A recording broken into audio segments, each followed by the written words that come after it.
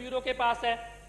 Anti corruption bureau को इसकी report की जांच करके लोगों से बातचीत करके हमको इसके बारे में बताना है कि क्या करना है।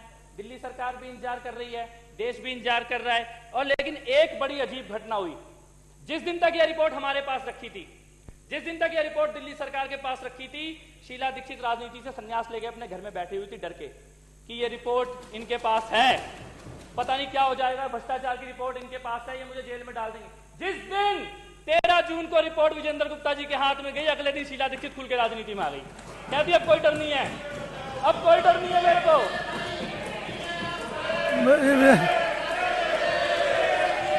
आप घिर गए इस मामले में। चलिए आगे चल भाई विजेंद्र जी, अब ये 400 करोड़ का शब्द निकाल दीजिए। ये 400 करोड़ कार्रवाई से निकालिए। चलिए। गुप्ता जी ने अगला सवाल पूछा है, क्या यह भी सत्य है कि इस संबंध में शिकायतों के बावजूद सरकार उस कंपनी को ब्लैकलिस्ट करने की बजाय कॉन्ट्रैक्ट को जारी रखे हुए है? गुप्ता जी, अगर रिपोर्ट पढ़ी होती तो यह भी देखा होता कि रिपोर्ट में लिखा क्या है। फैक्ट फाइंडिंग का अरे सुनो, बता रहे हैं, बैठ के सुनो, वो बता रहे हैं। सीधा जवाब दूंगा, तुम सुनने की हिम्मत रखो, तुम सुनने की हिम्मत रखो। गुप्ता जी, तुम्हारे सारे जवाब देने आया हूं आज मैं। क्या गुप्ता जी को एंटी करप्शन ब्यूरो ने बता दिया कि कॉन्ट्रैक्ट रद्द होना चाहिए? क्या प्रधानमंत्री महोदय ने पत्र लिख के भेज दिया कि कॉन्ट्रैक्ट रद्द होना चाहिए? क्या सीबीआई ने लिखकर भेज दिया कि कॉन्ट्रैक्ट रद्द होना चाहिए? विजेंद्र जी बताओ। विजेंद्र जी, आप तो विजेंद्र जी ये बात ठीक नहीं है। तो सही विजेंद्र जी, ये बात ठीक नहीं है। विजेंद्र जी, ये बात, उनका उत्तर तो पूरा सुन लीजिए आप। गुप्ता जी, आपके सामने सदन पे ऑन रिकॉर्ड कहता हूं, ये एक फैक्ट फाइंडिंग कमेटी थी। फैक्ट फाइंडिंग कमेटी का काम था तथ्यों की जांच करना, दस्तावेजों को देखना, और दस्तावेजों को देखने के बाद पूरी रिपोर्ट में अगर कहीं रिकमेंडेशन दी हो तो पढ़ी होती तो पता होता रिकमेंडेशन क्या दी है उस रिपोर्ट के अंदर। लेकिन बैठो, पहले बात सुनो, बात सुनना सीखो, बैठो नीचे और बात सुनो। विजेंद्र जी, अब विजेंद्र जी, मैं बार बार प्रार्थना कर रहा हूं आपसे,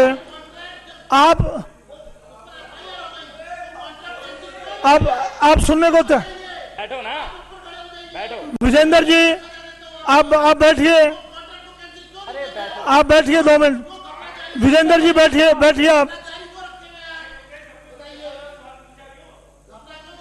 आप बैठिए 2 मिनट। हाँ,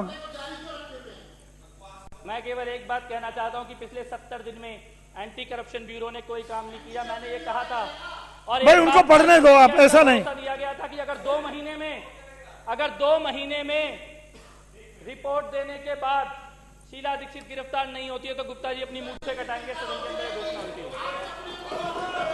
आप बैठिए।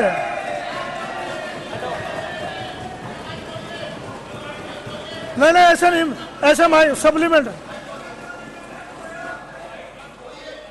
चलिए आगे चलिए, आगे चलिए। मैं ये कहना चाहता हूं अध्यक्ष महोदय, मैं ये कहना चाहता हूं कि आज 2 महीने के बाद, लगभग 70 दिन के बाद इनके मुंह पे मूछें होंगी, लेकिन जनता की नजरों में इनकी मूछें कट चुकी हैं। और केवल मूछें नहीं कटी हैं, केवल मूछें नहीं, आप सुनते रहो पूरी बात। अभी जो अरे आपको तकलीफ क्यों हो रही है? आपको तकलीफ क्यों हो रही है? ये भी ऑन रिकॉर्ड है, ये भी ऑन रिकॉर्ड है साहब। जो लिखा है वो भी ऑन रिकॉर्ड है, जो बोल रहा हूं वो भी ऑन रिकॉर्ड है। आप बैठ जाओ, जो आपको नहीं पता मुझे वो भी पता है, बैठ जाओ। भाई उन्होंने कोई अंतर नहीं है। गुप्ता जी, जो आपको नहीं पता ना, जो यहाँ लिखा नहीं है, मुझे वो भी पता है। मुझे कपिल जी पता है कि तुम्हारा अगला अध्यक्ष कौन बनने वाला है। कपिल जी, एक सेकंड रुक जाइए। कपिल जी, आप बैठ जाए, मेरे को बात क्यों नहीं रखने दे रही है? आप उत्तर को पढ़ दीजिए एक बार। अध्यक्ष महोदय, उत्तर नहीं पढ़ूंगा। मैं अपनी बात अपने तरीके से रखूंगा। मेरी मर्जी है। नहीं, ऐसा नहीं। विजेंद्र जी, आप बैठिए, पहले आप बैठ जाइए। हाँ, वो पढ़ रहे हैं, उसको वो पढ़ रहे हैं, मैं पढ़वा रहा हूं। अगले 5 मिनट जो बोलूंगा उसे ध्यान से सुन लेना। मैं केवल ये कहना चाहता हूं अध्यक्ष महोदय, ये केवल मूछें नहीं कटी, कि भ्रष्टाचार के मुद्दे पे, साठगांठ के मुद्दे पे भारतीय जनता पार्टी की नाक कटी है। और ये नाक कैसी कटी है? ये नाक कैसी कटी है अध्यक्ष महोदय? ये नाक वैसी कटी है जैसे सूर्पणखा की नाक कटी थी। सूर्पणखा गई थी रोते हुए, क्या कही थी सूर्पणखा? आप पढ़ते रहिए, आप पढ़ते रहिए, मेरी बात तो सुनिए, आप पढ़ते रहिए, आप बात मैं अस्पताल से केवल यही बात कहने के लिए आया हूं आज। मेरी मर्जी है साहब, हाँ सरकार है हमारी। ये एक सेकेंड विजेंद्र जी, एक सेकेंड।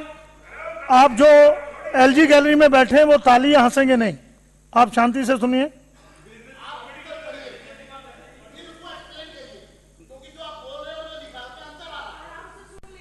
एक बार ऐसा करिए, मैं तो ऐसे ही बोलूंगा। नहीं एक सेकेंड, मैं कपिल जी, एक बार जो लिखा हुआ उत्तर है, हालांकि इनके पास जा चुका, सारे सदन के पास है, आप एक बार उसको पढ़ने के बाद फिर आप अपनी टिप्पणियां पूरी कर दीजिए। मैंने सिर्फ का जवाब दिया है, खा गा अंगा सारा बाकी है। हाँ, अभी आप उस उत्तर को पढ़ने के बाद आप अपनी टिप्पणियां दे दीजिए। एक बार उत्तर पढ़ दीजिए। उत्तर बिल्कुल ठीक, बोलने दीजिए, जो रिकॉर्ड से हटाना हटा देना बात। हाँ उत्तर आपका बिल्कुल ठीक है, आप उत्तर पढ़ दीजिए। मैं अपनी बात रख दूं, जो रिकॉर्ड से हटाना वो हटा दीजिएगा। चलिए, वो आप उत्तर, कपिल जी आप अंतर तो कपिल जी, अध्यक्ष महोदय एक बात कहना चाहूंगा, ये गुप्ता जी अंतर की बात कर रहे हैं। अंतर तो लाल किले से जो बोला यूपी के गांव में उसमें भी है। अच्छा बात आप मत करो, लाल किले से बोला हुआ जमीन पर सच नहीं था, कौन से अंतर की बात कर रहे हो आप? बात सुनो ध्यान से। सूर्पणखा रोती हुई जाती है कि कल के बच्चों ने, अरे भाई विजेंद्र जी, उत्तर रिकॉर्ड में, और मंत्री को वैसे पूरा अधिकार है बोलने का, मैं बार बार कह चुका हूं, उत्तर रिकॉर्ड में है ना, हम वो पढ़ देंगे, पढ़ेंगे। आप पढ़ने नहीं दे रहे उनको, आप बार बार डिस्टर्ब कर रहे हैं, वो उसमें भूमिका तो लगेगी ना। कपिल जी, कोई अंतर नहीं आया, मैं सुन रहा हूं, ये उत्तर मैं एक एक पेज पढ़ रहा हूं, ये उत्तर मैं पढ़ रहा हूं, कोई अंतर नहीं आया अभी तक।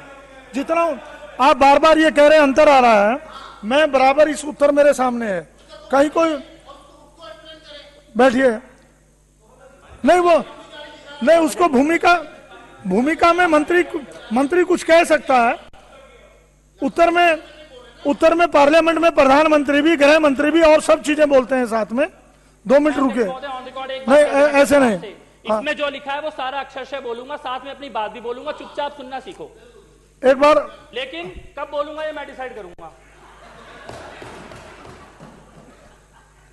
पहले आप मेरी बात सुनो ध्यान से। सूर्पणखा क्या कहती है कि ये कल के बच्चे, इनके पास न रथ न सेना, ये नए इन्होंने मेरी नाक काट दी। जाते हुए रोते हुए अपने राजा के पास जाती है, ऐसी ये पहुंच गई अपने राजा के पास की नाक कट गई, नाक कट गई, नाक कट गई। और क्या किया राजा ने? सीता हरण। इन्होंने कहा दिल्ली सरकार की जितनी शक्तियां हैं, लोकतांत्रिक शक्ति, जनता की शक्ति, इनकी जितनी मैं इसका हरण कर लो।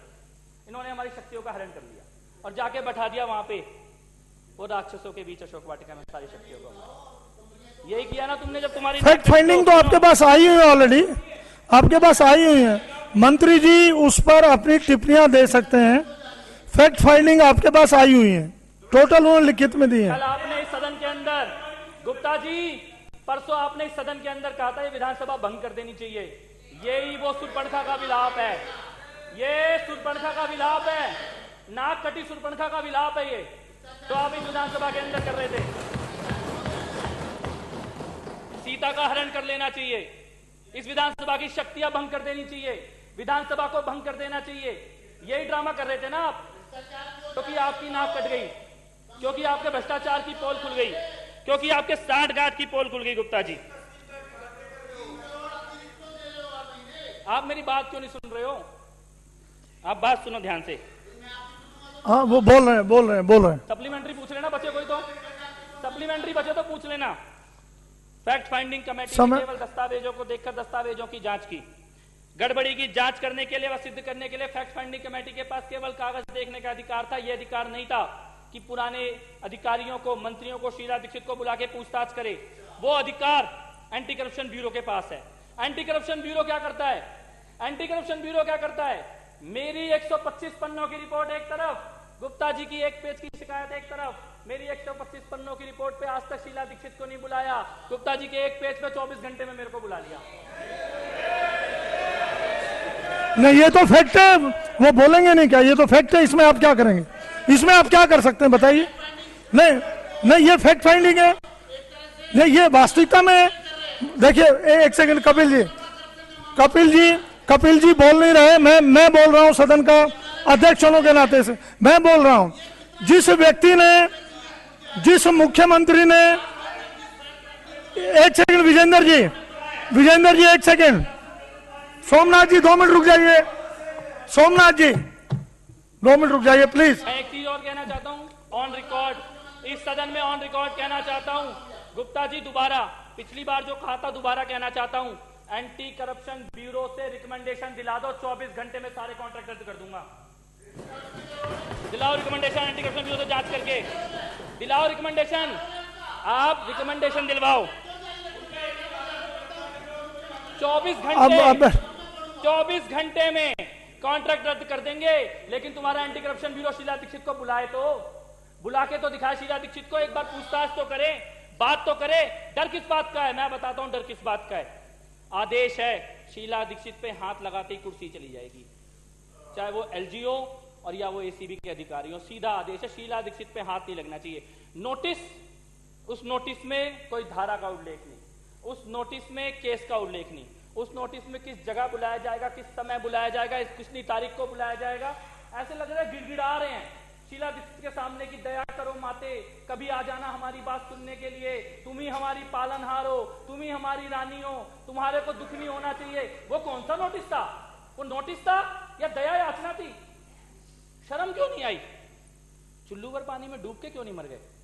मेरे को लगता है अगर भ्रष्टाचारियों को ऐसे नोटिस, नहीं वो ठीक बोल रहे हैं, पीड़ा है ये मेरी भी पीड़ा है, ये पूरी दिल्ली की पीड़ा है, ये पीड़ा है। मैं बात देखिए 2 मिनट मैं बता रहा हूं पीड़ा क्या है, मैं बता रहा हूं। विजेंद्र जी 2 मिनट बैठिए, विजेंद्र जी 2 मिनट बैठिए, विजेंद्र जी 2 मिनट बैठिए आप। ये पूरी दिल्ली की जनता की पीड़ा है। एक बात कहना, एक सेकंड मैं कहना, एक सेकंड के लिए विजेंद्र जी देखिए, मैं एक बात कहना चाह रहा हूं और मैं बड़ा निष्पक्ष होकर कहना चाह रहा हूं। एक बार भी किसी विपक्ष के नेता ने, किसी विपक्ष सदस्य ने, चाहे बीजेपी वाले हो चाहे कांग्रेस वाले हो, किसी ने यह विषय नहीं उठाया कि इतने सालों से कॉन्ट्रैक्ट दिया गया टैंकर का, शीला दीक्षित के विरुद्ध एक शब्द नहीं बोला। एलजी की गवर्नमेंट रही, किसी ने एक शब्द नहीं बोला। केवल अगर नहीं, मैं ठीक बोल रहा हूं ये बात, आप एक बार नहीं बोल रहे, उन्होंने रिपोर्ट दी, किसी ने नहीं बोला शीला दीक्षित को गिरफ्तार करो, उन अधिकारियों को गिरफ्तार करो। अध्यक्ष महोदय, ये ऑन रिकॉर्ड है कि 13 जून को जब रिपोर्ट दी गई, उससे लेके आज तक पिछले 70 दिन में सदन के अंदर या सदन के बाहर किसी भारतीय जनता पार्टी के नेता ने शीला दीक्षित का नाम भी नहीं लिया। ये ऑन रिकॉर्ड है, किसी भारतीय जनता पार्टी के नेता ने शीला दीक्षित का नाम भी नहीं लिया है। ना विजेंद्र गुप्ता जी ने नाम लिया, ना बाहर इनके वो जो नकली नोटों की फैक्ट्री खोली हुई है उन्होंने नाम लिया। एक बात कहना चाहता हूं गुप्ता जी, होंगे तुम्हारे हजारों सिर, होंगे तुम्हारे हजारों सिर। एक महबूबा मुफ्ती का सिर, प्रकाश सिंह बादल का सिर, और वो एक सिर तो हमने अभी अभी काटा है आनंदीबेन पटेल का। होंगे तुम्हारे हजारों सिर महबूबा मुफ्ती के रूप में। प्रकाश, सुनना सीखो ना, चलो सुनना सीखो। देखिए समय भी कपिल जी बहुत हो रहा है, आप कंप्लीट ये तो बोलने नहीं दे रहे, मेरा समय कहां हुआ? आप अभी तो मैंने खा जवाब दिया है। आप उत्तर पढ़ दीजिए, तुरंत हो गया इस विषय पर उत्तर पढ़िए। मैं अपनी बात पूरी करूंगा। मैं ये कहना चाहता हूं कि होंगे तुम्हारे हजारों सिर महबूबा मुफ्ती के रूप में, प्रकाश सिंह बादल के रूप में, शिवराज सिंह चौहान के रूप में, एलजी के रूप में, रमन सिंह के रूप में। एक आनंदीबेन का सिर अभी कटारू पानी का नया उग के आया है। होंगे तुम्हारे हजारों सिर, और ऐसे ऐसे सिर। एक वो शिवराज सिंह चौहान, ऐसे लग रहा था कोई मूर्ति विसर्जन करने के लिए लेके जा रहे हैं लोग। रामधारी सिंह दिनकर ने बोला ऐसे लोगों के बारे में, सिंहों पर अपना अतुल भार मत डालो, हाथियों तुम अपना बोझ खुद ही संभालो। अगर लदे रहे तो यूं ही पछताओगे, शव मात्र अपना तुम रह जाओगे। होंगे हजारों सिर तुम्हारे, लेकिन बाबा सोमनाथ के आशीर्वाद से, द्वारकाधीश के आशीर्वाद से तुम्हारी नाभि कहां है हमने पता कर लिया है। नो हमें लाफिंग। मालूम है तुम्हारी नाभि कहाँ है, और Please. भगवान के आशीर्वाद से वो तुम्हारे पापों का घड़ा, वो जो काला भूमि अधिग्रहण का कानून तुमने पिछले हफ्ते वहां अपने गुजरात में पास कराया है ना, वो घड़ा भी अब भर गया है तुम्हारा। अब नाभि पे निशाना लगाना बाकी है। और मैं एक बात कहना चाहता हूं, जैसे रावण ने कहा था कपि के ममता पूंछ पर सभी कहूं समझाई, तेल बोरी पुटी बांधी पुनी पावक देहु लगाई, कि इनको सबसे प्रिय है, इनको सबसे प्रिय हनुमान जी को अपनी पूंछ है तो इनकी पूंछ में ही आग लगा दो। इनको लगा इनको सबसे प्रिय भ्रष्टाचार से लड़ना है तो इनकी भ्रष्टाचार से लड़ने की शक्ति खींच लो, एसीबी इनकी खींच लो। ये जो 125 पन्नों की रिपोर्ट तुमने ली है ना अपने हाथ में, ये हनुमान की पूंछ है, तुम्हारी लंका लगाने वाली है।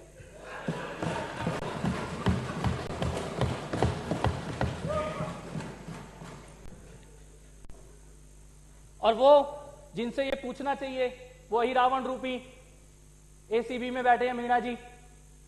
वो सपना देख रहे हैं जैसे ही रावण राम लक्ष्मण को उठा के ले गया था, रोज सुबह सपना देखते हैं कि किसी ना किसी केस में अरविंद जी और मनीष जी को पकड़ लूं मैं। रोज सुबह सपना देखते हैं, वो बन के ही रावण वहां पे बैठे हुए हैं कि पकड़ लूं। मेरे वाले केस में कहते हैं कपिल मिश्रा तो बहाना है, एक दिन कपिल मिश्रा को बुलाऊंगा, अगले दिन अरविंद केजरीवाल जी को बुला लूंगा। ये सपना लेकर बैठे हुए थे। हिंदुस्तान के इतिहास में पहला केस ऐसा बनाया गया है साहब, पूरे देश के इतिहास में पहला केस ऐसा बनाया गया है। क्या केस है कि 10 महीने के अंदर शीला दीक्षित की जांच करके रिपोर्ट क्यों दे दी, इसीलिए इनके ऊपर भ्रष्टाचार का मामला लगा दो, 10 महीने लग गए। यही केस है ना, और क्या केस? अगर 10 महीने के अंदर मुकदमा दर्ज होना चाहिए, जो 2 साल से कुर्सी पर बैठे हैं वो तो जेल में होने चाहिए अब तक, वो क्यों जेल से बाहर बैठे हुए हैं? तो मैं केवल ये समझाना चाहता हूं कि अगर गुप्ता जी के अंदर थोड़ी सी भी सच्चाई बची है, ईमानदारी बची है, तो जरा एसीबी से बोलें कि शीला दीक्षित को बुलाए, पूछताछ करे, गिरफ्तार करे, उन अधिकारियों से पूछे जो उस वक्त कुर्सी पर बैठे थे, घोटाले की जांच करे, रिपोर्ट जमा करे, दिल्ली सरकार को रिकमेंडेशन दे, कॉन्ट्रैक्ट रद्द होना चाहिए तो रद्द करने की बात करे, लोगों को जेल जाना चाहिए तो जेल जाने की बात करे। उसके बाद ये पूछते हैं दिल्ली जल बोर्ड को प्रतिमाह कितना घाटा वहन करना पड़ रहा है। अहि रावण से पूछ लो, क्यों नहीं पूछ लेते? जाके पता करें, वो जांच करें। प्रधानमंत्री जी के पास भी है, प्रधानमंत्री जी के पास भी है, प्रधानमंत्री जी। मैं तो कहता हूं घोटाला हुआ, डंके की चोट पे कहता हूं घोटाला हुआ है घोटाला। पकड़ो शीला दीक्षित को, हिम्मत है तो घोटाला हुआ है, सदन के अंदर बोलता हूं घोटाला हुआ है, घोटाले की रिपोर्ट दे रखी है। क्यों नहीं गिरफ्तार करते, क्यों नहीं करते शीला दीक्षित को गिरफ्तार? विजेंद्र जी आपको मैं सप्लीमेंट्री पूछने का अधिकार दूंगा, लेकिन ऐसे नहीं चलेगा। आपने जो 10 मिनट में समाप्त हो जाना चाहिए था, आधा घंटा लग गया। अध्यक्ष महोदय मुझे तो यह भी मालूम है, अध्यक्ष महोदय मुझे तो यह भी मालूम है कि केवल इसीलिए कि शीला दीक्षित पे हल्की आंच आई, 2 लोग जो भाजपा के अध्यक्ष बनने वाले थे उनके नाम भी हटा दिए गए। मुझे तो यह भी मालूम है कि क्या हुआ बुलाकर, जब तुमने 400 करोड़ के घोटाले की बात बोली तो प्रदेश मुख्यालय में बुलाकर तुम्हें कितना डांटा गया, मुझे यह भी मालूम है।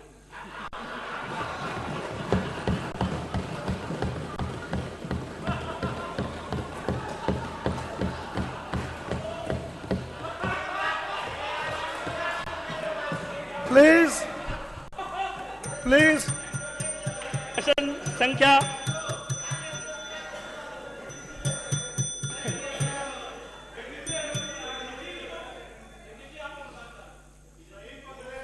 प्रश्न संख्या 78 का घा का जवाब देना चाहता हूं। 78 का घा का जवाब है, क्या सरकार द्वारा टैंकर व्यवस्था में भ्रष्टाचार खत्म करने हेतु कोई कदम उठाए गए हैं?